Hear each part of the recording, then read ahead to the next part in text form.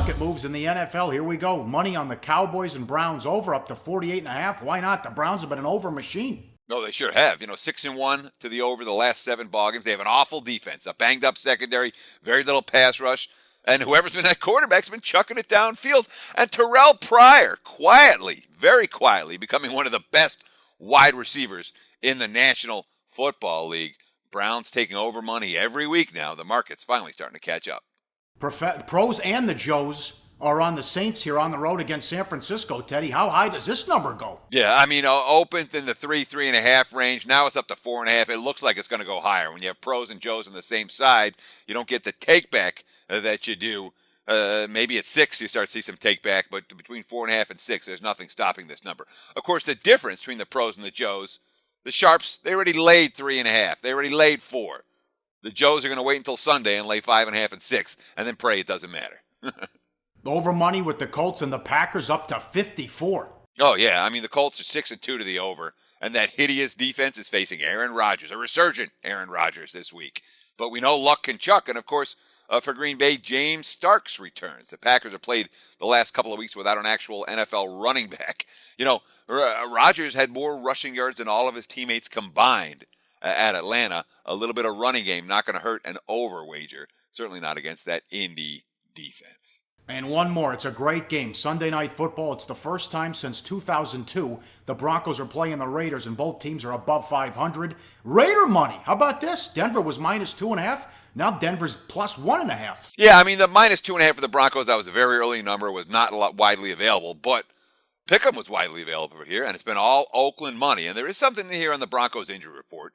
The center Paredes is out. Aqib Talib very questionable this week. Running back Devontae Booker, however, now probable. C.J. Anderson went on IR last week, so Booker's status does matter. But this is the first real sign of betting market respect for Oakland all year. We haven't seen it yet. And, of course, remember when that happened for Philly? When they got their first respect? They were at Detroit after the bye. They lost the game straight up. Yes, big news earlier in the week we couldn't get to because of the World Series and the great finish as the Cubs won the World Series. Norv Turner out as OC in Minnesota. My contacts tell me there were some big problems as Turner and Zimmer were clashing heads. Here's Turner. He hinted at problems. Quote, "I think we have different views on where the offense was going. Tremendous respect for Mike Zimmer, our coaching staff, and our players. And at this time, I think it's in the best interest of the team to step down." How about that quote? Yeah, and then Zimmer, of course, denies it. And Zimmer, I imagine the guy's a son of a bitch. He seems like he'd be a real tough guy to play for and a real tough guy to work for. But his teams have been winning, and there's something to be said for that. And certainly they've been covering point spreads. Zimmer's quote, "There was no thought of making any kind of change. I wasn't going to make a change. I had no indication that this was going on. I would say that since Norv has been there, I've given him almost 100% total free will in everything they've done offensively. Obviously, I'll come in and make suggestions, but there really has never been a time that I have demanded anything from there." Well, Norv's telling the truth on that one. Norv is, what do you think of now Bradford reunited with Shermer, who's the OC? Yeah, I think it's probably a good thing. Shermer, remember, Shermer was the guy who wanted L.A. to get L.A. when they were still the St. Louis Rams to draft Bradford. He was his offense coordinator in St. Louis. He was his offense coordinator in Philly.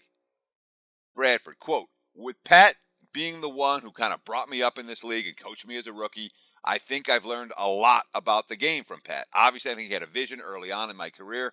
Obviously, to reunite with him last year, I've always enjoyed working with Pat. I look forward to this opportunity as well." Norv Turner, solid coordinator, lifetime. Hey, we can't argue. We don't like him as a head coach, but he certainly can call plays. But for Minnesota, a little kick in the butt, a little stir it up, I don't think it's going to hurt things, especially with an experienced guy like Shermer taking over.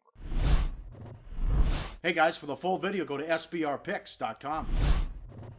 So we're giving you picks every day, and you're probably making your own as well. Be sure to participate in SBR's weekly Twitter Bankroll Challenge. Just post your picks on Twitter with @SBRSportsPicks and the hashtag BetSBR before 1 p.m. Eastern Standard Time every day, Monday through Friday. We'll be betting your picks, and if the bankroll is positive at the end of the week, you could win the profits. Picks must be of events taking place that day and available in at least one of the major sportsbooks shown in our Best Sportsbooks page.